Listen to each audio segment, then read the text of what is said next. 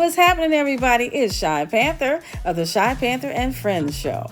Welcome. Come on in, sit back and relax. And don't forget to like, share, follow, and comment. Thank you again for joining the Shypanther and Friends Show. I have some exciting guests for you. I'm your host, Shy Panther. If this is your first time watching the show, we're here to celebrate the cultural heritage of the blues. And before you go, please hit that like, share, follow, comment, and I'm so excited. I got two blues legends in the house. Today we operate from Q4 Radio, and if you are not on Facebook and you don't listen on YouTube, or you don't have YouTube to watch the shows once they post, then you can listen online at q4.org. Now everybody help me welcome my guests. I have to my left John Watkins, everybody. Hello, hello. And I have Gary Martin in the house. What's going on? So, what's going on with you guys? Everything. Well, I'm finally getting the chance to get here to Chicago in the studio. The last time we recorded, I was on via Skype from Detroit. Right. Oh, okay. Right. Yeah. And we had you, and you know what? It wasn't the same. It's so much better to have you right here in studio. Oh yeah. Absolutely. Okay. And the people didn't get to hear. Well, they got to hear how you started, but they didn't get to hear and experience you being in studio. As far as your background, you have, and you go all the way back to Willie Dixon. Yeah. And you, we were talking about the clubs that you played. Yeah. And you had quite a great, interesting story to tell us about that. Right. If we can kind of get into that a little bit. Well, okay. I started out in high school, actually, in Deuce Harbor High School. All right. With what was that? It was an organization over there, the Robert Taylor Youth Foundation. Right. Okay.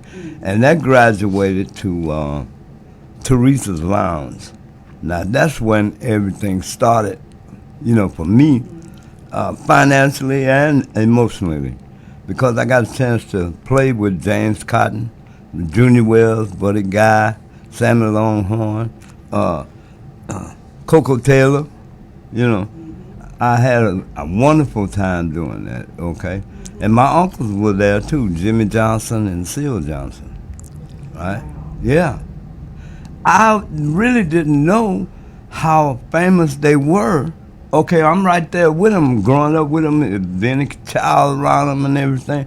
And when my first gig in Montreal with Willie Dixon, I think it was about 6,000 people there, right? And, coming from a kid, I think I'm 16 years old at that time. And I walked out on stage to set up the equipment. Mm. There was no one there, right? So after we got tuned up and everything, and I went back to the dressing room, then they announced showtime. Boy, then everything changed. I walked out on that stage. There was so many people. I never seen that many people at one of our shows, period, I got stage fright. I'm standing there like this, and Freddie Dixon said, man, come on, man, you gotta eat, we gotta go to work. So I got out there, and you know what, amazing thing happened to me. I got out there and I calmed down, because I had been rehearsing the show for months, all right? So I decided that I'm just gonna do my job. But then I really got into it, before the end of the show. Now that's an experience for any child to come from one transition to the next. Right. Right.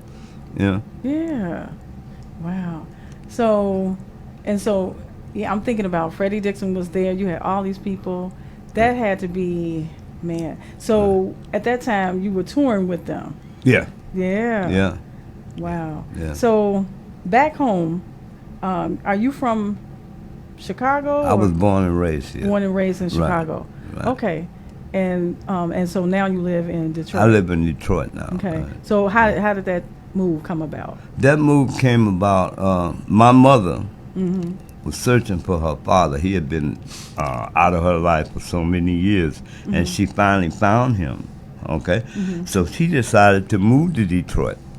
And they got together and collaborated and started buying houses and property and stuff like that. Well, my grandfather died. And, you know, she couldn't handle all that by herself. So we moved up there to help, you know, do the work and cut the grass and keep everything up to code, you know. And I ended up actually staying there over 27 years. Wow, so it's a long time. Yeah. Yeah. Yeah. So as far as blues in Chicago and getting your start here, how important was that at that time and even now?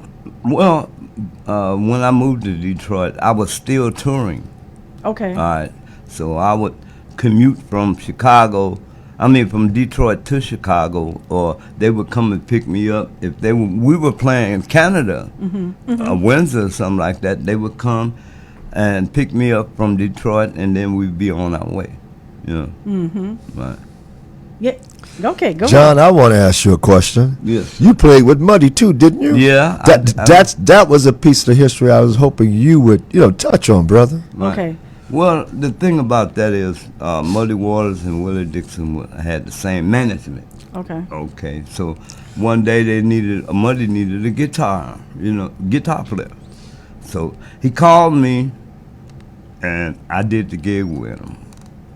And that happened a couple of times, you know. Okay. But Willie would always reach out and grab me and say, "Oh no, you can't have John." So we got John Primer. So go ahead, brother. You was talking about Willie.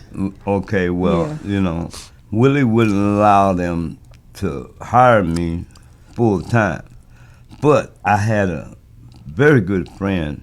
He came from the West Side and was down there playing. I took my place playing in Teresa's Lounge. His name is John Primer. Okay, yeah. He did a wonderful job. He took my place not only with Muddy Waters, but down in Teresa's too, you know. That was a hard thing to do, you know, because Muddy would be on the road all the time. So that meant that I had to come back and cover him, and somebody else would have to cover me, you know, and all that. But it worked itself out. Wow. It worked itself out. I'm just tripping over these big names. Yeah. The Grandmasters. Yeah, Right. there you go. The Big names Grandmasters. today Absolutely. came from we were all kids. That's all right. right. We had no idea that we would be That where you we would are be, today. Yeah, I was going to say, did Right. you? Man. So growing up, you grew up around, you had family members, everybody. Yeah. So when did you first pick up a guitar, though? Well, I picked up a guitar in 68, 69. So you were I was in high school. high school. Okay, okay. Right. And I didn't like the blues, okay? I'm going to be honest with you. I liked rock and roll. And at that time, the biggest star in my life was Jimi Hendrix. Right. Okay, and I wanted to play like Jimmy, you know. Like me, Like we all many did. others, Yeah. Yeah, but I got slapped upside the head. And they explained to me, listen, the blues is your heritage. At that time, I didn't know what a heritage was. I only You didn't knew even what think I about liked. that. That's I right. knew what I liked. That's right. But being out on the road with them, and Willie was a stickler for education. He educated us one step at a time. I tell you, give you an example. I'm in New York City, right? And I'm laying down.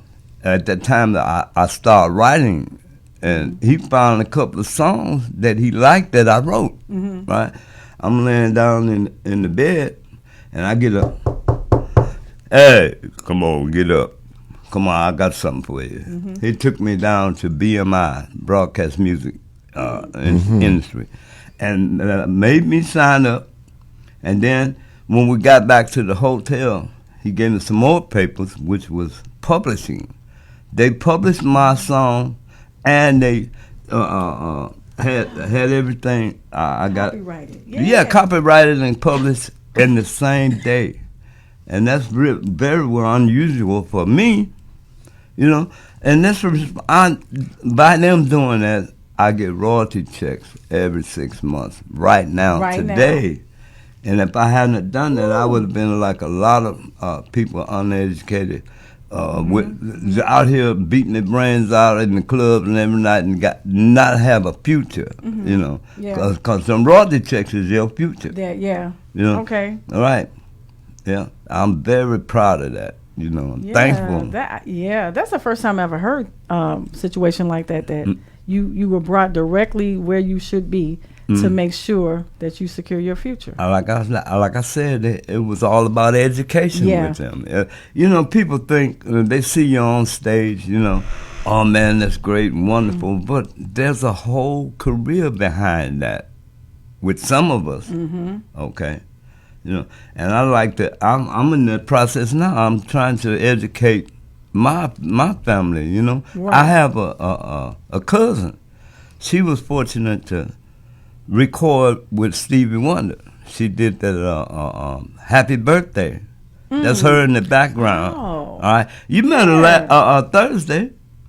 She was on the show. I made it my business to bring her on the show. Okay. Vanetta, yeah, Vanetta Wiley, and you know, things like that. I'm glad somebody reached out and had enough passion for me to help me along the way. Right. You know, so I'm trying to do it for her too. You know, because somebody did it for me. Yeah, she did say that. Absolutely. Right. Wow. Yeah. Mr. Martin, Gary. Yes, Gale. Okay. Now, Gary's my brother, everybody. He's my eldest brother. So so these two guys are like brothers. Really, John is my brother as well. Yeah. You might as well say it. May as well. Right. Me and Gary's very tight, okay? Yeah. I mean, it clicked from the first day I met him. Sure did. In Edmonton, Alberta. Sure did. All right. And been hanging ever since. Yeah, yeah. Where you live today. So, Gary, how did you end up in Canada?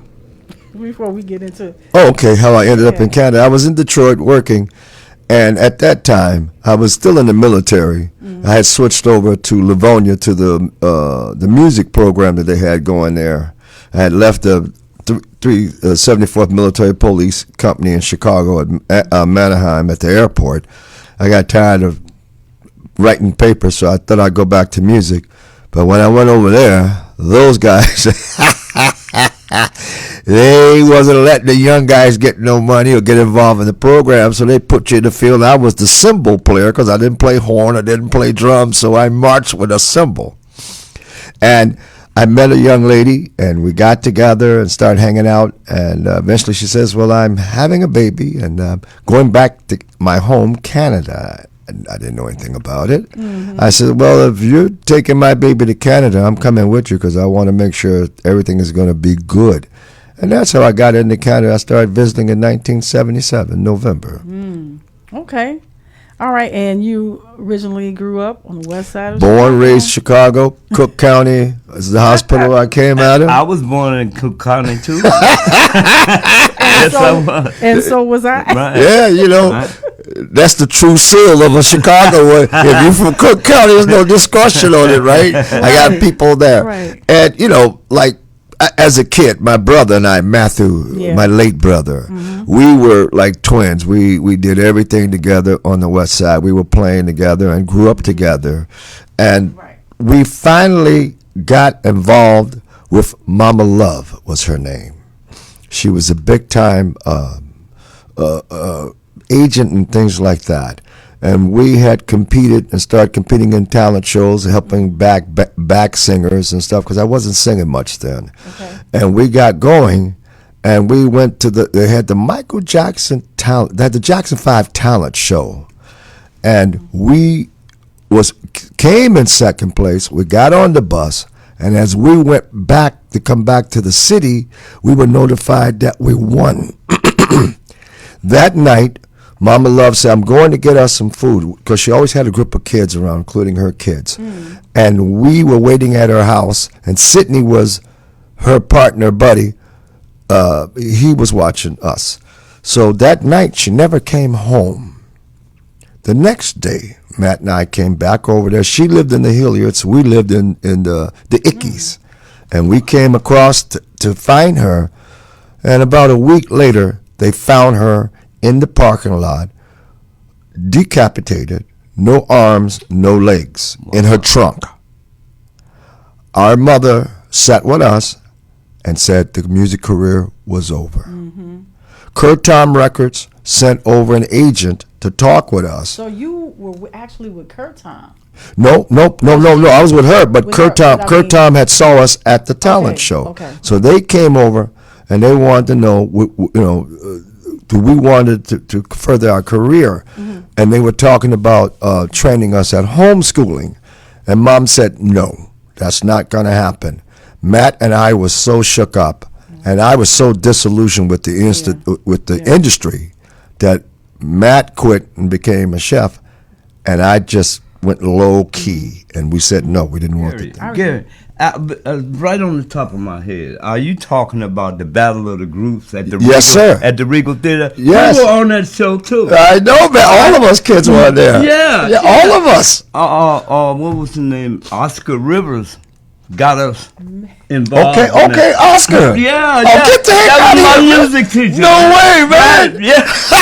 Oh my God. And the Ickies, my great grandmother's sister lived down there. We and the Ickies. When he brought up some things, it's like you just lit up. I Like, knew. Wait a minute. Yeah, we were all a part of that talent show. Our paths has been crossing each other For but decades. it never did connect until I was on tour and I went to Edmonton at a place called Blues on White. Okay. I was there with Maurice Vaughn and Freddie Dixon and Yeah, I do. right, Yeah. right, the fellas. And Maurice told me, he said, well, they like you, man. Some people saw you with Willie Dixon. Some people saw you with James Scott. So we're going to try to book you by yourself up here at Blues on White. And it happened. And I had to put the band together, right? I couldn't bring a band from the States because I wasn't making that kind of money. Right. So I got a hold of Gary. Gary got a hold of Anthony and what's my boy Earl the Pearl. Earl the Pearl. So I did bring two musicians Sure out did. of my band. Yep. Was Curtis Sumter and James Cloyd. That's right. And man, that was a hell of a week for me. All right. Yeah. Right. We had a ball, but yeah, we were all at that. That's what a lot of the today it would be considered like what the hip hop guys doing. Back then, we young people had all at one time or another went through the Regal, and after the Regal closed, they had other things that we were all involved in. That's what a lot of people don't realize. The blues culture will pass from mentor to student, and most of us, either young kids or teenagers, got with, and I'm gonna say this again, not masters. Willie and them is not the masters; they the grand masters, Right. because they set everything in place that everybody's doing today, and we need to make them respect that word, grand master. They were master masons in blues. Let's get all this right. There was a certain type of science and mathematics they used that no one knows if they didn't come from us. They don't know about that. Right. That's why they keep saying, "Well, the blues, blues is everything." Well, that's really nice to know that you don't know the history of the culture, but that's cool. Right. So, as kids, there were, at that time there was the oh man, that used to be the emotions. They were called the Hutchinson sisters at that time. Yeah. You know what I'm talking about? And they lived on 35th and State Street, Right. So, I mean, we were all a part of this whole music thing where every one of us at one time or another has risen to the top. And that's what needs to be really celebrated is the black culture of music in Chicago. We are the stars that sit among the universe today. Right. I mean, Minnie Rippleton came out of that group from Rotary Connection. Right. Maurice White came out of Chess Records. Earth, Wind, and Fire was down at the Afro Arts. That's Theater. right. That's right. Now, we used to go, well, we were from the Robert Taylor Youth Right. Foundation, right? But to take the organization down there to teach them how it was done, Yep. they took us to the Afro Arts Theater. That's right. And That's where right. I met Maurice White and Okay. all those cats, you know? And see, on the west side, also what a lot of people don't realize, at that time, we were growing up in the 60s and 70s, there was camps. Like on the south side, there was Willie and Muddy and them. They had their camp. Right. Then Wolf and them moved, and Hubert and them moved on there. So I was in the Wolf camp. Now a lot of people don't understand that, but each camp had their own things they were doing. I didn't. This brother, he bad because he mastered the Delta style and the modern day. Right. I did learn the Delta, but I'm going to learn it from him. And I got a chance to play with Wolf before he died. He had a club on Roosevelt. Yep. On Roosevelt. That's right. The 1819, I think it was, something like that. Yeah. Right. Well, Eddie Shaw took it over. Yeah. That's right. That's how I got in through Eddie Shaw. Yeah. Okay. They was somebody didn't show up, and they had me and Dino Alvarez. Dino. Right. I'm going way back, man. Right. Well, Okay, we went over people, there. if you make sure you watching this show and share it, and if you got any questions, go ahead and pop them in the chat. We can see them. Okay. And I'll let you guys, I'll let them know that you asking questions. Dino, Okay, man, continue. go ahead and tell that story when you went with Wolf. Right. He was a hell of a drummer, man. Hell yeah. But that boy, he knew every beat, he knew every intro, exit, and all of that stuff. As a kid, now I'm learning. Okay. But he already knew. Yep. So I had the common sense. I said, well, I know how I'm gonna get through this. I'll watch the drummer, and he'll give me the cue. That's right. And the dynamics and where to go. I Right. mean, he was fortunate. He knew all that stuff. Yep. Right. And how I got started, Wolf then was at a club on Pulaski, probably around 1400 block. And I was at the time with Pam, and I was living on Central Park, and I heard Uncle Hubert and them was down there. So I took my little guitar and went on down there and sat in, and underage, so at the time, if you was underage, you come through the back, and you sat, and they did not allow you to smoke. If you smoked a drink, you were gone. Right. There was none of that. You were not going to be smoking and drinking and none of that. Right. They wanted you to be clean and a sharp mind. So Uncle Hubert says, well, we're going to call you up, and put you on the jam. And they says, we got a bunch of older guys. They don't really play well. So we hope, after you play, you'll chase them off. So I'm sitting there waiting with my little Gibson guitar on the side. So Uncle Hubert says, well, right now we got a young man coming on. They brought me on. And Hubert taught me, the first song I learned from him was Killing Floor. So Wolf was standing on the side, and he was going to sing. I was nervous because Wolf was a big man. Right. That man was huge.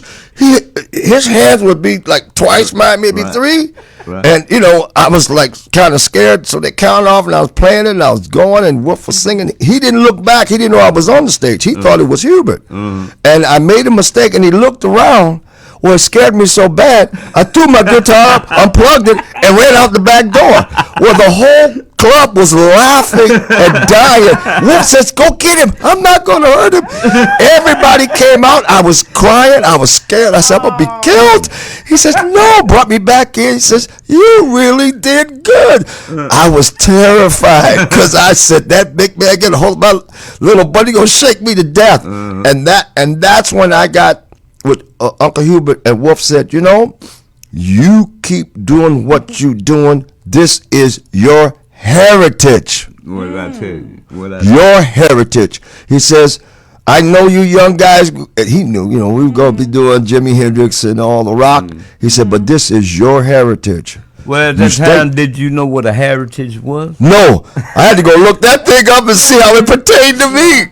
Because I was 18 and a half. I just got out of high school. So I didn't wondering know. if he was going to tell the truth. I told the truth. I went and looked and said, well, how does heritage tie in with me? Because we never heard that in music. Yeah. We never heard that, So that was my start. But also, when back then, all the guitar players used to hang together. I used to be with Pierre, who played for Curtis Mayfield and all the guys.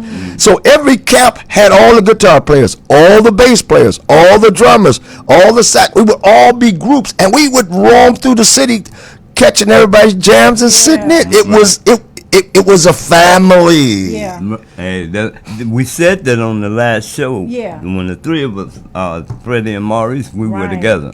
All right, and now it's coming back again. So you know it's the truth when you hear it like that. Everybody I've noticed it even today. There's still that family dynamic going on. Right here with us with the dynamics. You know what? You said a mouthful. Because this young man right here put on a hell of a show with me Thursday. Okay. So sure did. That Both was my birthday present. Yeah. I got a chance to have my cousin on there and Gary too. He said, yeah, man, I'm coming down. Because we're going to play at Legends together. Yep, okay. July 26th, we'll be at the Legends. That was already planned. Okay. And then I got booked at Blues Heaven. And Gary said, well, I had already had the band. I welcome you on the show. I called him. I said, hey, man, I see you going to be back at Blues. I said, can I come sit in? Yeah. I said, I'm coming down, man. We'll come hang out with you. You know, but that's how we were in Chicago and still is today. The real blues cats, we all hang together. Right. You know, there's no arguing or animosity because we all came from the same crew. Right. All the grandmasters. And that's what everyone who picks up a 45 or a chart and say they play the blues, they almost insult us because it's a culture. Right. There's a history and a culture. There's things that we learned they'll never know. Right. Okay. Right. You know, the respect. Exactly. Now, that's what I was going to ask you because on more than one show I've said there are people all over the world who claim to be a blues musician in one form or another. So how should they go about, because they love the blues so much and they want to be a musician in the blues so much, how should they go about being a blues musician? Since you said that they insult you and they don't understand the culture, they don't know where it comes from, how should they go about it? First of all, you should treat people the way you want to be treated. With respect. Okay? And there's this thing, a huge thing is called karma. All right? That means what goes around comes around. And you keep that on your mind all the time because the way you treat someone else, somebody else is going to treat you the same way. So to avoid all of that, you know, you get humble. And well, this whole thing is about love and well-being to people. You know, even the whole blues culture is like that, you know. So what you do is you pay attention. You pay attention, and you sit there and you learn like we did. Yes. All right. From the masters. If they want to teach you. Okay. And we were fortunate because they took the kids and brought them to their chest. Sure did. All right. And they treated us like we were their own kids. That's right. That means if you got caught messing up, one of them might come and jack your. I mean, they will jack you up. That's for sure. You know, I gotta really watch my language. I really do. I'm working on it. Okay, Gale. I'm working on it. Yeah, but I would like to add. Go ahead. The best way to do that is when you find Americans who have trained with the masters to go meet them. Sit and chat with them because a lot of us will talk to you and then started learning. That's how we learn. You know, I'm not saying that the people who are not among us are not doing the blues, but they don't know it's a culture. Right. That's the problem we have, is the respect of the culture needs to be first. Everybody keeps looking about the notes and the singing, but it's the respect of the culture that made the blues so powerful that it's worldwide. And so what I'm hearing you say is you need to respect the foundation. Yes, and the root. And the root. The roots. And then as, you know, we go about and see how blues has evolved. Yes. You know, and with people saying, well, there's rock blues and there's this blues and that, you know, and it's getting those types of, I guess, forms of the blues. They're moving away from the tradition. They're moving away from the foundation of the blues. So I'm thinking that's what I'm hearing you say. Well, I've been thinking of this for 40 years, and I'm pretty sure my brother. There's two sides to the blues. Okay. There's the music industry, which is popular. Okay. Okay. And there's the blues culture. Okay. The two are not the same, and I'll explain. Today, when you got all these blues societies and stuff, they go to the public that listens to their music from their vein. Mm-hmm. But if you want to ask where the true blues come from, you have to come to us. Right. They don't know. They just know what they like. That's called popular. Mm-hmm. That is not the blues. B.B. King was king of blues before he made a recording. Right. Muddy Waters was already Muddy Waters before he made a recording. Mm-hmm. He toured all over the place. Robert Johnson went all the way up to Canada in his day and toured and came all across. This stuff needs to be clear. Okay, now repeat that again. You said there are two. There's two parts of the blues industry. The recording industry, what is the popular.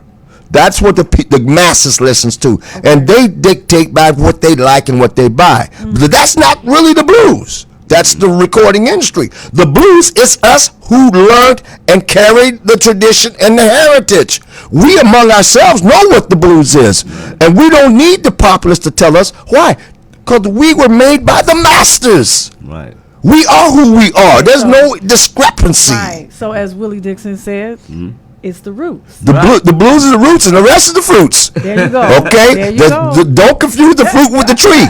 Right, okay. Don't confuse the root with the tree. Okay.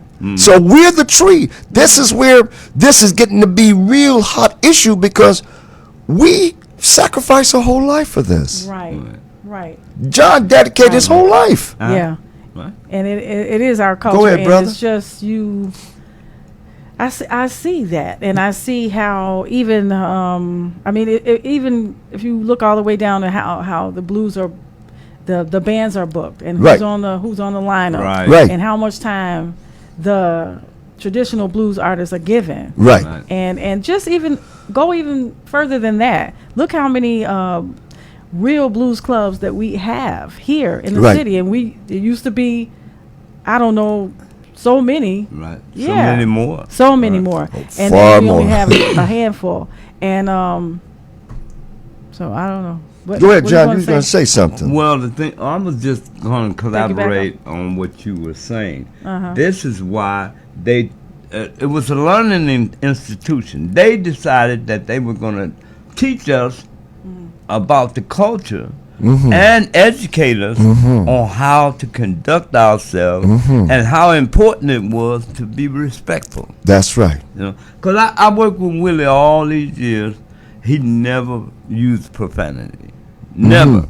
I never heard him cuss. Okay. But me, I come from the ghetto. we come from the hood. I come from the ghetto.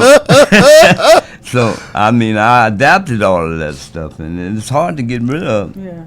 But I agree with you because Uncle Hubert didn't do that either with me. He never swore or cursed or nothing like that. And then you look at the difference too. You guys dress like bluesmen, the way I remember bluesmen. You dress the part. Right. And people wear what they want to wear. But I've heard, I forget who it was, a comedian, Lunel, and she said when people come out to a show, they expect to see stars. Right. They expect to see, what we don't see every single day. Right. And so it's you got the whole package. Right. When that's all part of that culture. They groomed us that way too. Sure did. Yeah. Well, they didn't have to really push me because I watched my surroundings. I paid attention to it. Yeah. And I was like, oh, shit, I'm not going up there. No, I want to be sharp, too. Me too, yep. Yeah, because I remember they dressed going down Maxwell. Yep, going down Roosevelt, Maxwell. Stacey Adams shoes. To this day, I still wear my Stacey's, man. And it turned around to be a great decision because I was watching. We performed at in Montreal with Willie Dixon and John Lee Hooker and all them, and I see it on film today. Woo! I'm glad I didn't go up there with no T-shirt and blue jeans. Yes, yes, right. Because that was a huge crowd, Yeah. And then, you want to be presentable, Exactly. And even now, with everybody's recording, right. everything. Yeah. So, yeah, you do want to think about this is history. Even this show right now Right. is definitely history in the making. Right. Yeah. You really don't want to mess that up. Right. Because that's your future. Right. Because I'm still watching clips and everything from a lot of stuff we did back in the day. All right. Boy, my mother would have been coming through there with a bat. Boy, why you do that? Don't you know? You're a reflection on our family. That's right. That's right. Think about that's that. the way it used to. Man, I remember That's that the way it is. much. That's the way it is with us. You represent us. That's right. Yeah. You representing the family, man. name, You ain't just not you. That's right. And you will get a smack in the head or kick in the butt You know right what? away. That's what I don't understand about the parents today. See, if we talk sideways or look or smack your lips, you got a knuckle sandwich coming. Right. Them lips will be straight after that, boy. Right. But now you smack one of your children, they're gonna call child support, police report, fire report, you know. Yeah. Now I would like to go to one more part. Okay. I'd like to talk about what we hope to be the future of the blues, John. Okay. You know what I'm saying? Yeah. With the next generations of musicians coming, like the Kingfishers and some of the other young, or I can't remember the fella's name that Sonny Rhodes trained, Sherwood, I think his name is. Okay. And I've met a lot of the young up and coming artists, and it's good to see that they're carrying the tradition. They're dressing, like I know Dwayne, all those guys out of Mississippi, out of Marshall County. I got to play with their dads, Mr. Kimbrough, and also Mr. Black, Junior Kimbrough and Burnside, Mr. Burnside. I went to their jute joint. Our cousin John took me down there. Said, "Now listen, let me tell you now, man. Don't you get down here and embarrass me. You better know some damn blues." Well, you know what? You're so right, because I know Wayne Brooks and Ronnie Brooks. Ronnie would bring them kids up there when they were very young, take them on tour with him, and he molded them into what they are today. You know? That's right. I went to see Wayne last week. He was playing in Michigan, so I drove up there to see him. And the people were surprised when I walked to the door, all right? And he said, well, $20 to get in, please. I said, no, I'm a guest. A guest to who? Wayne Brooks. So he said, wait a minute. I went back in the back and started. Wayne said, John Watkins here? Is he here? Let him in here. And I came in there. And the guy that he said, "Oh, okay, Mr. Watkins, I'm sorry," and marched me backstage. You know what I'm saying? Yeah. And then them kids remember her. Yeah. All right, that's what we're talking about. Yep, that's right. It's the way you treat them. They never forget. Never. Oh my goodness. Never. That's Like we very did. true. Like we didn't forget. Right. No. As kids, we didn't forget. They don't forget either. They Buddy Guy brought them on to his show on at the Blues Festival too. Yep. This year he brought them on. Yeah. And Yeah. So. A couple of years ago, I was in Kitchener, Ontario, and I was on the same show, The Bill, through Douglas Watson. He brought me in over there, and I was there, and one of the Brooke brothers was there. Outstanding show. Outstanding. It was so nice to see a Chicago blues, musician representing culture so well. Right. I was happy as hell. Yeah. Well, I noticed you be traveling all across Canada and everything. I would be pissed off if you got to Windsor and then bring your butt over into Detroit. If I'm in Windsor, you working. What you talking about? If I come to Windsor, you gonna be working. Take me back to Detroit with you, man. But I was surprised one day he showed up at my house. I'm saying, Gary Martin, get out of here. We sat on the porch and barbecued and had a great time. I know, man. That's the kind of stuff I like. Yeah. All right. You got let's see who we have. Kay Eigler from Kay Eigler. She said that we're blessed to have Gary here in Edmonton at Blues on White. most Saturdays, and she loves hearing your story, your history. And we got Ferris Henderson from when we were kids. We all grew up together. Yeah, on the side of Culver yeah. City. And he was just saying From hi. the Lawndale. Yeah, we got a few people. Hey, Ferris, hello. And hello, Kay. How you doing? Kay is, she runs the office of where I go get my massages. Oh, okay. Yeah. Right. She's a nice lady. I'm old now. I got to get worked on, man, to stay apart. Yeah, I'm happy to hear that you're making that kind of money with you. Well, it's just that I have good insurance. Oh yeah. They all do. In Canada, they all got insurance. Okay. But I guess the other part that I really want to touch on, and more importantly, is that I am so grateful to be invited to be inducted into the Blues Hall of Fame while I'm living. Right. While I'm living. I feel the same way. You know what I'm saying, John? I was inducted in 2016, so I know exactly how you feel. Been there, you know. And also when I received it, they were saying that we represent the community of Chicago. Right. That is a very important part of establishing your blues career from the root. From the root. From the root. And when that day comes and I do receive the award, I will be in tears. Why? Because I started as a young teenager kid in Chicago. Never dreamed. You know what I'm saying? Never dreamed where we've been and what we've done. I couldn't imagine, one day going to Chicago and getting the Hall of Fame after all induction. these years. Well, you earned it. Yeah. You earned it. And Nobody gave you anything. It's Amen hard to work that out one. there. Amen. It's no joke. Nope. Nope. That's true. I got on the bus and went to Dallas, Texas. I was so tired when I got there. I slept for a day and a half. I know what you mean. Right. Well, it's a good thing I got there early so I wouldn't have to be feeling that way, really tired, and then you got to go to work. That's a horrible feeling. Yeah. I did that too. I came from Calgary to Chicago on the bus, Greyhound at the time. I never want to do that again. How long did it take you to get Coming here? to do a gig, and I guess I'll clarify one more time. Okay. I'm not knocking artists who cannot be a part of our culture. What I'm saying to them is, it's more than notes, it's more than words. That's what I'm saying. Go read, go study, go look at the documentaries, and when any of the masters around, go meet them, go talk to them, and get a deeper understanding. And another thing, that industry taught me responsibility. Okay, because when I was a kid, it was hard to wake me up. And if I played all night, I wasn't getting up till 12, 1 o'clock unless I had to go to school.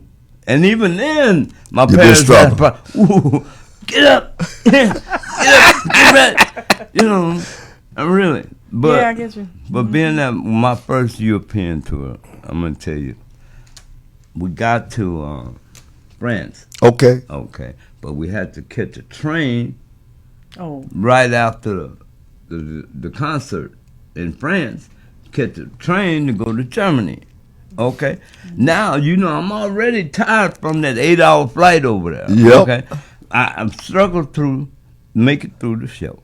And they're going to take me and give me a hotel room. But I got to be up in 3 hours to catch the train.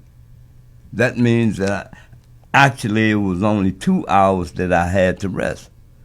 Boy, them people had a hard time waking me up, But I kept on doing things like that, and my body got immune to being up on time, to being on time, period. Right. Yeah, and that was a great thing for me because I was lazy when I first. You got trained to do. Yeah, discipline. You discipline yourself. Yeah. And you were disciplined. Because you showed up here. You beat me. You beat me here. You beat all of us here. Like, the people are inviting you. They said, "Don't meet me there. Beat me there." Well, John Watkins beat me here today. beat both of us. I was like, "Oh boy, let me hurry up." Gale, I'd like to make a shout out to my band at Edmonton, to Joe Piccolo, to Glenn Yorger, and JJ and all the cats that's sitting there.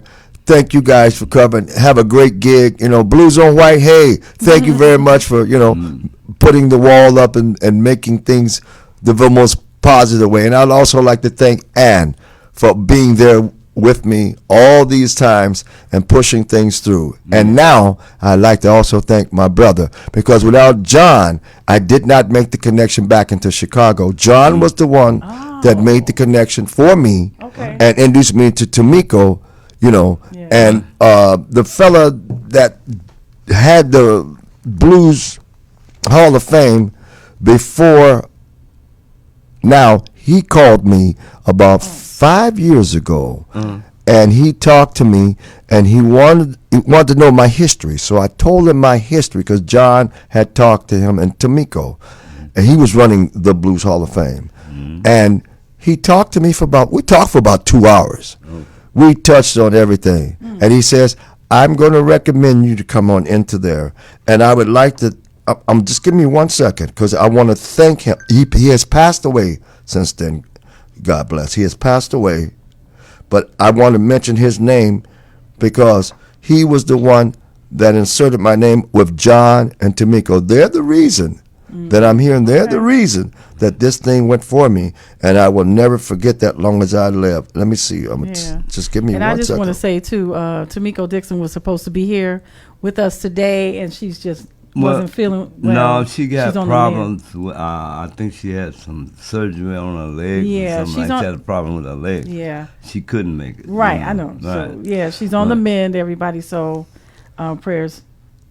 Yes. Out for her. Also, I'd like to give a shout out to my brother Charles Taylor, who's sitting in Saskatoon. And when I get back, brother, I'm gonna come on and bug you, because we supposed to be getting our thing together. Charles toured with us too. With me, Maurice Vaughn, and myself, going to New York, and I haven't seen him there. I'd like to really put a shout out to Charles, because he's a hell of an entertainer. Right? If you come back, Charles, because Charles had some health things he's just getting over. He says if John come back, he's going to come and be our bass player. Okay. So I'd like to send a thank you out to as well to Tomiko. Yeah. I'd like to say hello to Mr. J.T. Hopewell, the past legend, and the fellow I was speaking of, Mr. Garland Floyd. He has passed away. May God bless his soul and his family. Okay. But he was the man. Yes. Right. So those are the things that I wanted, to conclude on that level. Oh, and I want to say today is Meryl's birthday, I believe. Meryl Perkins. Yeah. Man. The Percolator Perkins. Man, yeah. Happy birthday, Meryl, if you're watching. Happy birthday, brother. We're going to give you a hard time, man. All these Leos. I don't know. Cancer and Leos were all over the place. Man. Right. Wow. So what, at this point in your careers and your life, what's the most important thing to you? Most important thing to me is to be able to pay my mortgage. Okay, and to keep this your transportation functioning well and safe. I got all that to do with. Then I'm hoping that I surround myself with the musicians that health conscious. There you go. Because a lot of us be burning the candle on both ends, and then when you get to the point where you go down. Now you complaining. Don't complain now. Take care of it before. All right? You know you ain't got no business out there drinking excessively, smoking, and hanging out all time of nights. All time of nights. Get your rest. Eat the right food. That's right. And everything. Yeah? Yep. Because diabetes is very abundant in this country for some reason. Yeah. Sure is. Right. It's our I know a big part of it is our diet and lifestyle. Yeah, you did. So Right. For me, as John said, health. Of course, our finances for sure. Right. And also, being able to make more work for ourselves because I don't want nobody to give me nothing. I'm like James Brown. Right. Open the door, I'll get it myself. You go. I'll show up and play. You appreciate it more that way. Sure do. And you stand on your own 2 feet. Right. You cover the ground, you stand on that. Independence is very important. All women love independence, and we do too. Okay? Sure do. You're right. Nothing like having your own. That's right. God bless the child that got his own. Mm-hmm. I totally agree. And, and the last piece for me is, when I'm playing my culture, my music, whether it be the Funk Brothers music or especially in the blues. When I'm playing the blues, I'm trying my best to help people overcome their depression. For those few hours I'm playing, they actually get a break. They dance. They get to reminisce, and all of that crazy stuff at that door stayed out that door. Yeah. And then my last note, they come and they thank me, and as they go out that door, they're singing the songs that we've sang all night. Right. Because when John does that, I want to make love to you. Boy, the place go crazy. I go crazy with them too. Hey, speaking about that, man, you changed my whole direction when you took over Mustang Sally. I loved it so much I wanted to continue that groove, bro. Okay, man. Okay. Yeah. I was like, wow, where'd that come from? That ain't the way I do it. Gary, that was a great start. I'm glad that you decided to take over. I wanted to throw the funk out there on you, man. Let you bust your move on that one. Oh man, they laid it down. You hear me? At Blues Heaven, Foundation. That's not the way I do Mustang Sally. It's nowhere near. But he changed the whole face of this thing, and it worked out. It worked out fine because everybody came and told me they loved it. They were dancing all over the place for John. Right. But would you sing that? I want to make love to man, boy. Let me tell you now, brother. That does it for me. So with so many songs that you performed, which is do you have a favorite? Of course. Of course. All right. One of them is I Just Want to Make Love to You. Well, the reason for that one is I learned that song from Muddy Waters. Okay. We were in L.A., and I was telling him, I said, well, I'd like to play the song, but I'm kind of stumped at which way you're going. You know what he did? He put a chair right in front of the stage. Go sit down there. And when they started the show, he played it after he did 1 or 2 songs. Right. But while he was playing it, he was looking right at me. And then when he got off stage, he said, "Did you learn anything?" Well, yeah. I learned what to do with it now. And Muddy he didn't get along with everybody, but he had something special for me, I guess. Okay. It's best special because I'm working in the same organization for one thing, and I stuck it out with Willie. He was impressed about that.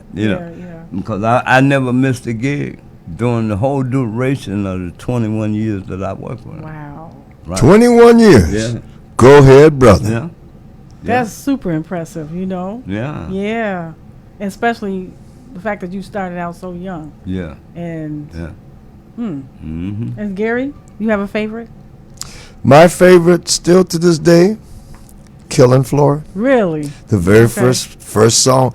I remember Hubert came by the house and played for us, and he took my little fingers and showed me how to hold that guitar. And then about a month later, we saw him on Shindig over in Europe. And him and Wolfman was playing Killing Floor. And I tore my little poor fingers. They were bleeding all over the place. I was 10, right? They're bleeding. I kept going on a little beat up guitar, kept trying that till I got it. And that was the launch of me learning how to play, technically. Because I was just goofing off as a kid. I wasn't really playing anything. And learned how to play a song structured from beginning to end. So that's one of my favorites. So I want to ask you guys one more question because I would really love to have you here for a long time. But what would you be doing if you weren't a musician? Well, I was a meat cutter for about 7 years to support my kids. Okay. Right? And what happened is, they moved me. Once I got in the union, they moved me to another store, and I wasn't really happy with the way they were running the store. So, now keep in mind, I always have something else to fall on. They taught me that from then. All right, I would go to work, cut meat all day, and then get off work and go down and play the blues. All right, they pissed me off, so I quit. The minute I quit, that's when James Cotton took me on the road. And I was making enough money to support my family. From that, I said, hell, I'm not going to cut no meat no more. I'm going to continue to do this. You know what I'm saying? The hell with that noise. Because, you go in there, I was a butcher. I'm freezing for most of the time. And I'm dealing with people that different personalities. Yep. I had to deal with all of that. Serving the public, right? Yeah. Well, playing blues, I ain't had to do none of that. And they slept a little longer. Had more fun too. Yeah. But then again, I still got in trouble because I had one bad habit. I couldn't leave the ladies alone. Oh man. I told you the last time I had two child support cases at the same time. 71 years old, still playing child support. What kind of jack is that? Yeah, I could have had a V8.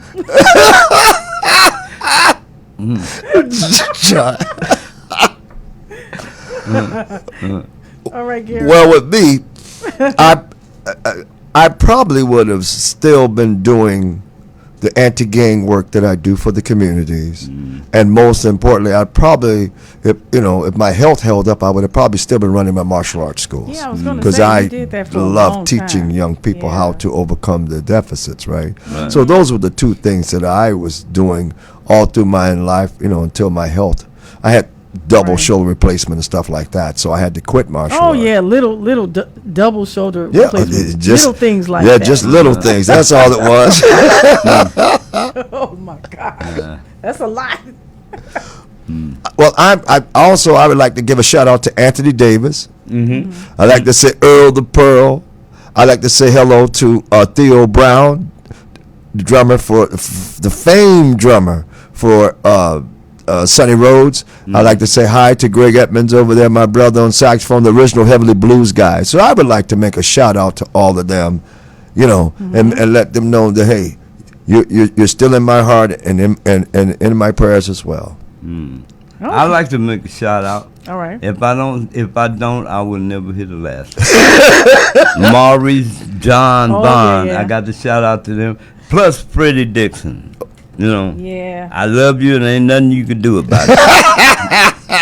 And put me in there too on that. I wanted John to say it first because they go way back. I just met them. I met Maurice about 10 years ago or so, and really I had a good time with Freddie. But I'll say the same to those brothers and all of the brothers and sisters here in Chicago that I've known and don't know, because that's some of them I want to really meet. Right.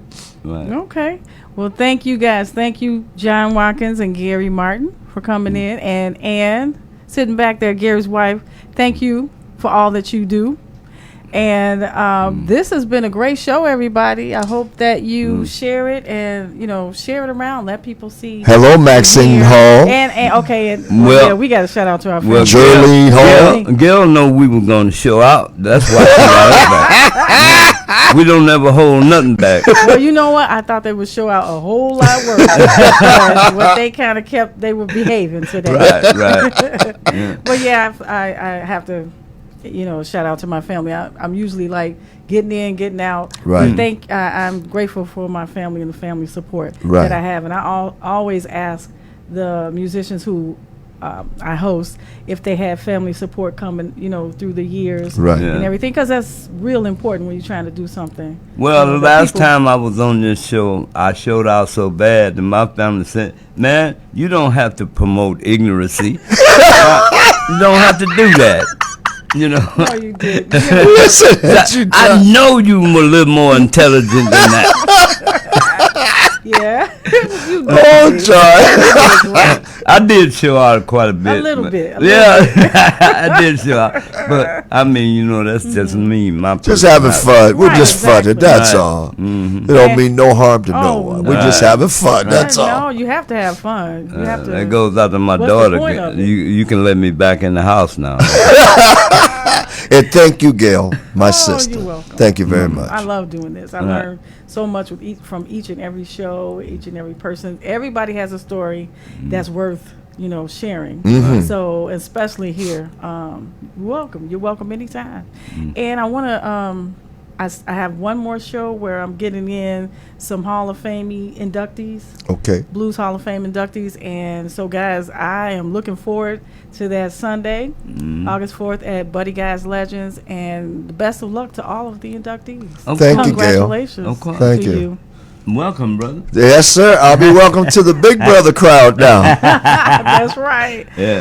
Okay, everybody, thank you for supporting the Shy Panther and Friends show. And until next time, God bless and take care of yourselves and your neighbor. Mm-hmm. Okay, have a good day, everybody. Oh, my God, this went by very fast. Every time I come in...